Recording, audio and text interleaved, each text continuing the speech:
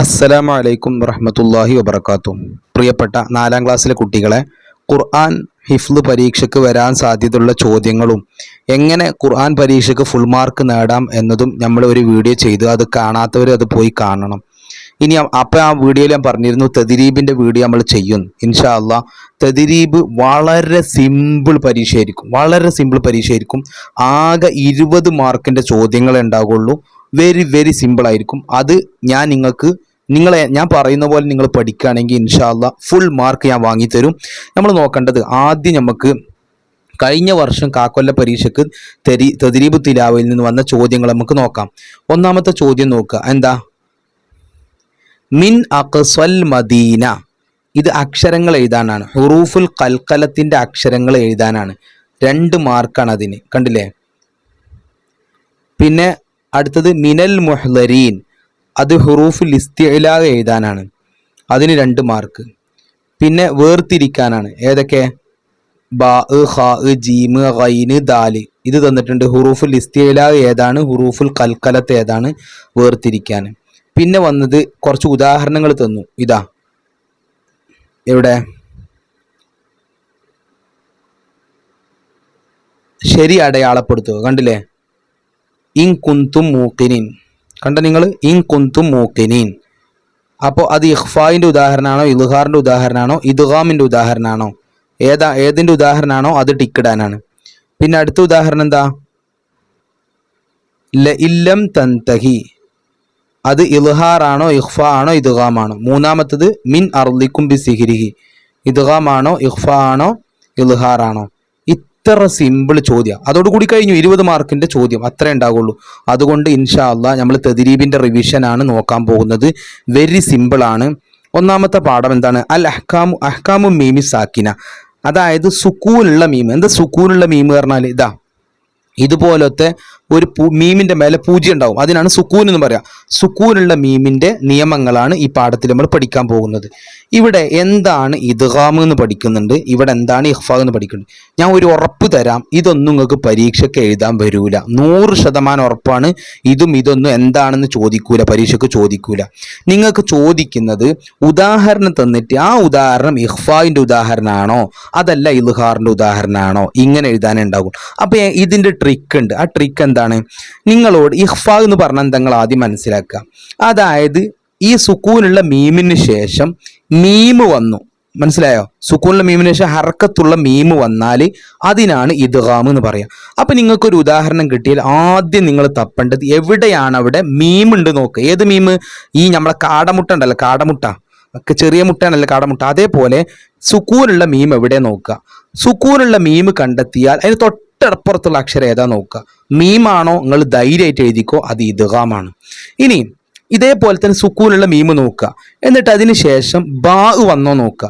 ബാ വന്നാൽ അതിനാണ് എന്ത് പറയുക? ഇഖ്ഫാ എന്ന് പറയുക. അപ്പോൾ ഇവിടെ നമ്മൾ പഠിച്ചു ഇദ്ഗാമിൻ്റെ അക്ഷരം മീം, ഇഖ്ഫായിൻ്റെ അക്ഷരം ബാ.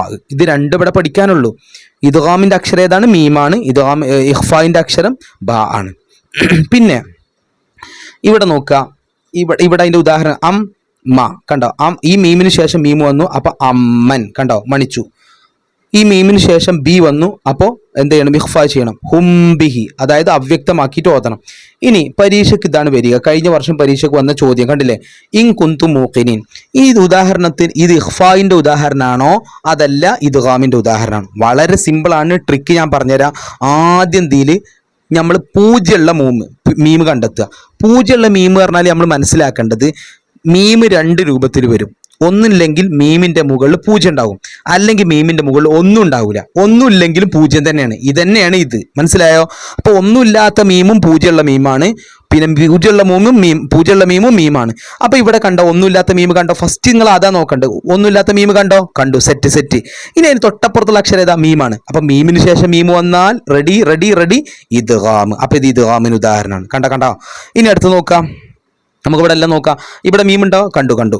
അപ്പുറത്ത് മീമുണ്ടോ? ഉണ്ട്. അപ്പം മീമിന് ശേഷം മീമാണ്. ഏതാണ്? ഇദ്ഗാമാണ്. അടുത്ത് മീമുണ്ടോ? ഉണ്ട്. മീമിന് ശേഷം മീമാണോ? അപ്പോൾ ഇദ്ഗാമാണ്. അടുത്ത് നോക്കുക. മീമുണ്ട്. മീമിന് ശേഷം ഏതാ? ബാ ആണ്. പറ്റിച്ച്. ഏത് മീമാ നോക്കേണ്ടത്? ഒന്നുമില്ലാത്ത മീമോ അല്ലെങ്കിൽ 0 പൂജ്യമുള്ള മീമോ? അപ്പോൾ ഇവിടെ ഒന്നുമില്ലാത്ത മീമുണ്ടല്ലോ, ഉണ്ട്. ശേഷം ഏതാണ്? ബ ആണ്. അപ്പൊ എന്തിന് ഉദാഹരണമാണ്?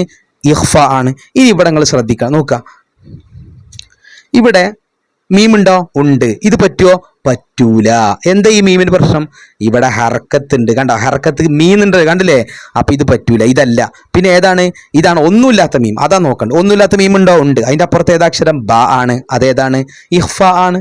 സെറ്റ്. അപ്പൊ നിങ്ങൾക്ക് ഏത് ഉദാഹരണം കിട്ടിയാലും അത് ഇഖ്ഫ ആണോ ഇദ്ഗാം ആണോ നോക്കാനുള്ള ട്രിക്ക് മനസ്സിലായി.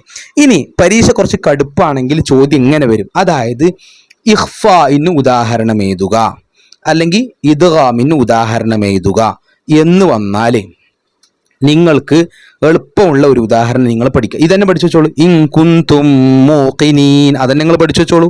സെറ്റല്ലേ? അപ്പോൾ ഇൻ കുന്തും മൂഖിൻ എന്തിന് ഉദാഹരണമാണ്? ഇദ്ഗാമിന്. ഇനി ഇഖ്ഫാഇന് ഉദാഹരണം പഠിക്കുക. എന്താ? ഫകദ്ദബൂകും ബിമാ, ഫകദ്ദബൂകും ബിമാ. ഓക്കെ. ഇനി ഇത് ഉദാഹരണങ്ങൾ ഇപ്പോൾ കഴിഞ്ഞ വർഷം വന്ന പരീക്ഷയ്ക്ക് വന്ന ചോദ്യം നമ്മൾ കണ്ടു. അതല്ലാത്ത ഈ വർഷം ചോദ്യം മാറ്റി ചോദിക്കൂല. അപ്പോൾ വേറെ ഉദാഹരണങ്ങളെ തരിക. അപ്പോൾ ഇവിടെയൊക്കെ നോക്കുക, ട്രിക്ക് ഇത്രയേ ഉള്ളൂ.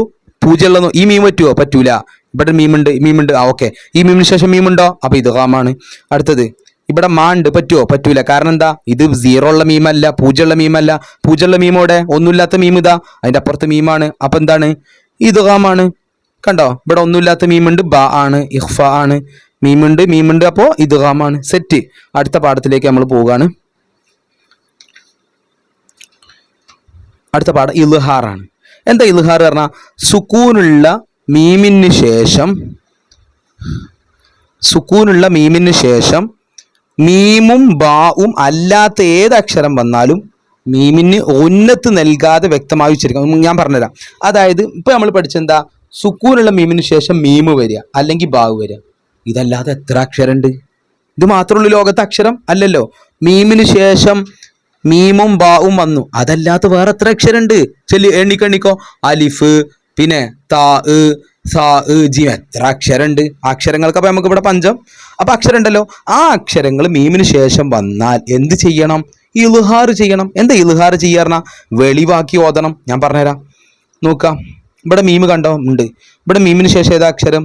ഫി ആണ്. അപ്പോൾ ഹും ഫീഹി, ഹും ഫീഹി, ഹും ഫീഹി. സെറ്റ്. അടുത്ത് അം വ, കണ്ടോ? അപ്പോൾ ഇവിടെ വെളിവാക്കണം. അം വ, അംവ എന്ന് പറയരുത്, അം വ. ഇനി നോക്കുക, ഇത് ഇൽഹാർ ആണോ ഇഖ്ഫ ആണോ ഇദ്ഗാം ആണോ? ഭയം പറ. നഅം. സുക്കൂനുള്ള മീമോടെ ഇതാ കണ്ടു. അതിന്റെ അപ്പുറത്തെ അക്ഷരം വ ആണ്. മീമാണോ? അല്ല. ബ ആണോ? അല്ല. സെറ്റ, ഉറപ്പിച്ചോ? ഇൽഹാറാണ്. അപ്പൊ എന്താണ്? ഇൽഹാർ. അടുത്തത് മീമുണ്ടോ? ഉണ്ട്. എവിടെ മീമ്? ഇതാ പൂജ്യമുള്ള മീമുണ്ട്. അപ്പുറത്തെ അക്ഷരം ഇത് താ ആണ്. മീമാണോ? അല്ല. ബ ആണോ? അല്ല. സെറ്റ്, ഇൽഹാർ. അടുത്തത് മീമ്, അപ്പുറത്ത് ല ആണ്, ഇൽഹാർ. അടുത്ത മീമ്, അടുത്ത സ്വാദാണ്. അപ്പൊ എന്താണ്? ഇൽഹാർ. മീമ്, അടുത്ത കാഫാണ്, ഏതാണ്? ഇൽഹാർ. എല്ലാം ഇൽഹാർ അല്ലേ?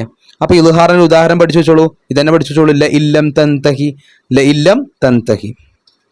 അടുത്തത് അപ്പോൾ കഴിഞ്ഞ പരീക്ഷയ്ക്ക് വന്ന ഇതാണ്. ഇനി ഇതേതെങ്കിലും പഠിച്ചു വെച്ചോളൂ. കാരണം ഇതായിരിക്കാം ചോദ്യം. ഏത് ചോദ്യം വന്നാലും നമുക്ക് സിമ്പിൾ അല്ലേ? കാരണം എന്താ? ആദ്യം 0 ഉള്ള മീമ് തപ്പുക, അല്ലെങ്കിൽ ഒന്നുമില്ലാത്ത മീമ് തപ്പുക, തൊട്ടപ്പുറത്തെ അക്ഷരം നോക്കുക. ഇവിടെ നോക്ക്, മീമുണ്ടോ? ഉണ്ട്. സാക്കിന മീമുണ്ട്, അപ്പുറത്ത് വാ ആണ്, ഇൽഹാർ. മീമുണ്ട്, അപ്പുറത്ത് താ ആണ്. മീമുണ്ട്, അപ്പുറത്ത് റാ ആണ്. ഇതെല്ലാം എന്താണ്? ഇൽഹാറാണ്. ഒരു പേടിയും പേടിക്കണം, നിങ്ങൾ ധൈര്യമായിട്ട് എഴുതിക്കോളൂ. ഇനി നോക്കുക, അടുത്ത പാഠം അൽ വഹദത്തു സാലിസ. ഏതാണ്? ഹുറൂഫുൽ കൽക്കല. കൽക്കലത്തിന്റെ അക്ഷരങ്ങൾ 5 എണ്ണമാണ്. കൽക്കലത്ത് എന്ന് പറഞ്ഞാൽ എന്താ? മുഴക്കം. കൽക്കലത്ത് കേൾക്കുമ്പോൾ തന്നെ ഒരു മുഴക്കല്ലേ? അപ്പൊ മുഴക്കമുള്ള അക്ഷരങ്ങൾ, അതായത് അത് വായിക്കുന്ന സമയത്ത് സുക്കൂൻ ഉണ്ടായി വായിക്കുന്ന സമയത്ത് എന്തായിരിക്കണം? നമ്മളെ ഒരു മുഴക്കത്തോടു കൂടി വായിക്കണം. ഇപ്പൊ നോക്കുക, ഇത് ഖാഫാണ് അല്ലെ? ഇത് നമ്മൾ സുക്കൂന് കൊടുത്താൽ എങ്ങനെ വായിക്കുക? അത് അവിടെ ഉണ്ട്. ആഖ്, കണ്ടോ? ആഖ്, അത്ത്, അബ്, അജ്, അത്. അപ്പോൾ ഇതൊക്കെ വായിക്കുന്ന സമയത്ത് ഒരു മുഴക്കണം. ഓ തോ ബ ജ ദ, കണ്ടോ? ഒരു മുഴക്കമുണ്ട്. അപ്പൊ മുഴക്കം വരുന്ന അക്ഷരങ്ങൾക്കാണ് ഹുറൂഫുൽ കൽക്കലത്ത് എന്ന് പറയുന്നത്. എന്താ പറയാ? കൽക്കലത്ത്. അപ്പൊ കൽക്കലത്തിന്റെ അക്ഷരങ്ങൾ എത്രയാണ് ആദ്യം പഠിക്കേണ്ടത്? എത്രയാണ്? 5 ആണ്. അത് പഠിക്കാനുള്ള ഷോർട്ടാണ് കുതുബ് ജദ്. ഇത് പഠിച്ചു വെച്ചാൽ ഇതിൽ ഈ 5 അക്ഷരം ഇതിലുണ്ട്. മുകളിൽ കൊടുത്ത അക്ഷരങ്ങൾക്ക് കൽക്കലത്തിന്റെ അക്ഷരങ്ങൾ എന്ന് പറയുന്നു. ഇവയിൽ ഹർക്കത്ത് പോലെ തന്നെ സുക്കൂനും വ്യക്തമായി ഉച്ചരിക്കണം. അതായത് വ്യക്തമായിട്ട് ഉച്ചരിക്കണം എന്നർത്ഥം, മുഴക്കത്തോടു കൂടി ഉച്ചരിക്കണം. ഇനി ഇവിടെ പഠിക്കാനുള്ള എന്താണ്? നമുക്കൊരു ചോദ്യം തരും, അതിൽ നിന്ന് കൽക്കലത്തിന്റെ അക്ഷരങ്ങൾ കണ്ടെത്താനാണ്. നിങ്ങൾ പറ. വന്നഹാറ മുബ്സിറ. എവിടെ? ദാ ഈ ചുവപ്പ് കളർ ബ്, കണ്ടില്ലേ? സുക്കൂന് വന്ന അക്ഷരം, അതായത് സുക്കൂന് വന്ന് പറഞ്ഞാൽ ഈ 5 എണ്ണത്തിൽ സുക്കൂൻ ഏതിനാ? ബായിനുണ്ട്. അടുത്തത് ലഖദ്, ഇതിൽ ദാലില്ലേ ഉണ്ട്. അടുത്തത് മുജ്, ജി ജീമില്ലേ ഉണ്ട്. ഖ ഖ ഖ. അടുത്തത് ത്വ ത്വ. കണ്ടോ ഇവിടെ ബാ ഉണ്ടല്ലോ, ഈ ബാ കുത്തുബുജതായിട്ട് ഇവിടെ കണക്കാക്കുമോ? ഇല്ല. എന്ത് വേണം? സുക്കൂന് വരുമ്പോഴാണ് നമ്മൾ കുത്തുബുജതായിട്ട് കണക്കാക്കട്ടോ. അപ്പൊ ത്വ. അടുത്ത കഴിഞ്ഞ വർഷം പരീക്ഷയ്ക്ക് വന്നതാണ്. മിൻ അഖ്സൽ മദീനത്തി, ഇതിൽ കൽക്കലത്തിന്റെ അക്ഷരം എടുത്തെഴുതാനാ. ഏതാ? ഖാഫാണ്. പിന്നെ ഇതാ വല്ലവ് മുദ്ബിരീൻ, ഏതാ? ദ്. നജ്സി, ജ്. പിന്നെ ഐ യബ്തുഷ, ഏതാ? ബ്. അടുത്തത് നമ്മൾ അടുത്ത പാഠത്തിലേക്ക് പോവുകയാണ്. എന്താണ്? ഹുറൂഫുൽ ഇസ്തി. ആകെ 20 മാർക്കിന്റെ ചോദ്യം ഉണ്ടാവുള്ളൂ. നിങ്ങളൊന്നും ബേജാറാവണ്ട. ഉദാഹരണം തരും. ആ ഉദാഹരണത്തിൽ നിന്ന് ഇസ്തിലാന്റെ അക്ഷരവും കൽക്കലത്തിന്റെ അക്ഷരവും കാണാൻ, അല്ലെങ്കിൽ പിന്നെ ഇൽഹാറിന്റെ ഉദാഹരണം ഏതാണ്, ഇഖ്ഫാന്റെ ഉദാഹരണം ഏതാ, അത് കാണിക്കാൻ അത്രേ ഉണ്ടാവുള്ളൂ. ഒരു പേടി നിങ്ങൾ പേടിക്കേണ്ട ആവശ്യമില്ല. ഞാൻ ഉണ്ട് നിങ്ങളെ കൂടെ. ഹുസ്സൽ യഅ്തിൻഖിൽ, അതെന്താ സംഭവം?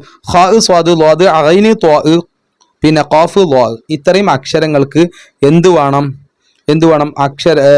ഈ അക്ഷരങ്ങൾ ഉച്ചരിക്കുമ്പോൾ വായ നിറഞ്ഞ ശബ്ദം ഉണ്ടാവണം. വായ നിറഞ്ഞ് ഹോ ഹോ സോ സ്വോ ലോദ് ഐൻ തോ ഖാഫ് ലോ. അപ്പോൾ ഈ അക്ഷരങ്ങൾ വായ നിറഞ്ഞ ശബ്ദം ഉണ്ടാകണം. അതിനാണ് എന്ത് പറയാ? ഇസ്തിഅല എന്ന് പറയാം. ഉച്ചാരണ സമയത്ത് നാവ് തടിച്ച് വായയുടെ മുകൾ ഭാഗത്തേക്ക് അണ്ണാക്കിലേക്ക് ഉയർന്നു വരണം. ഇതൊന്നും പരീക്ഷയ്ക്ക് ചോദിക്കൂലേ, മനസ്സിലാക്കി വെക്കാൻ പറഞ്ഞതാണ്. അപ്പൊ ഇവിടെ ചോദിക്കുന്നത് ഇസ്തിഅലാന്റെ അക്ഷരങ്ങൾ എത്ര, ഏതെല്ലാം? എണ്ണിക്കോ. 1 2 3 4 5 6 7 എണ്ണം.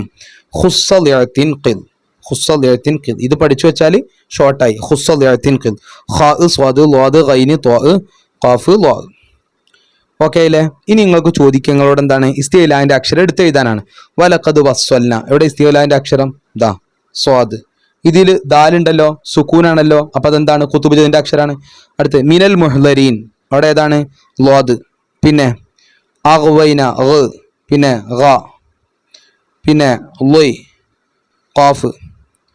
ലനുദ്ഖിലന്നഹും, ഖി സ്വാദ്, സ്വാദ് ഖാഫ്, ഖാ ത്വാ ഗൈന്. മനസ്സിലായല്ലോ?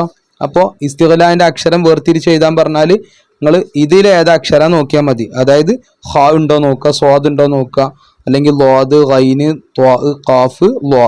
ഖുസ്സൽ യഅ്തിൻഖിൽ, അതിന്റെ ഷോർട്ടാണ് ഖുസ്സൽ യഅ്തിൻഖിൽ. അപ്പൊ ഖുസ്സൽ യഅ്തിൻഖിൽ പഠിച്ചാൽ എന്ത് പഠിച്ചു? ഇസ്തിഗ്ലാന്റെ അക്ഷരം പഠിച്ചു. കുത്തുബുജദ് പഠിച്ചാൽ കുത്തുബ് കൽക്കലത്തിന്റെ അക്ഷരം പഠിച്ചു. പിന്നെ മീമിന് ശേഷം മീമ് വന്ന ഇദ്ഗാം, മീമിന് ശേഷം പിന്നെ ബാ വന്ന ഇഖ്ഫാ, മീമിന് ശേഷം മീമും ബാവും അല്ലാത്ത ഏതക്ഷരം വന്ന ഇൽഹാർ. കഴിഞ്ഞില്ലേ? തദ്രീബ് കഴിഞ്ഞു. സെറ്റല്ലേ?